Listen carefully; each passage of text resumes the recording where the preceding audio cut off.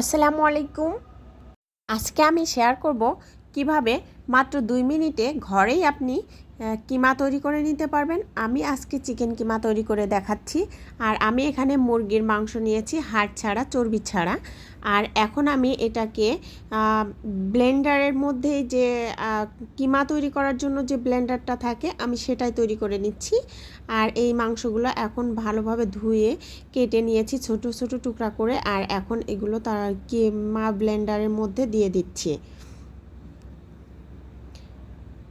এখানে কোনো পানি দিচ্ছি না।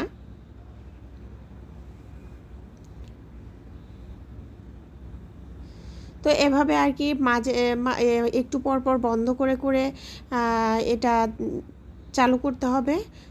তাহলে খুবই অল্প সময়ের মধ্যে কিন্তু এই কিমাটা তৈরি করা হয়ে যাবে। তো দেখতে পাচ্ছেন আমার কিমা কিন্তু প্রায় রেডি হয়ে গিয়েছে। আর কি মাঝে মাঝে একটু করে বন্ধ করে নিয়ে চালু করলে কিমাটা বেশ ভালো হয়।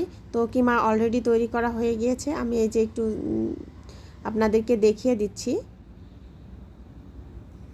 তো সবাই ভালো থাকবেন, সুস্থ থাকবেন। আল্লাহ হাফিজ। আসসালামু আলাইকুম।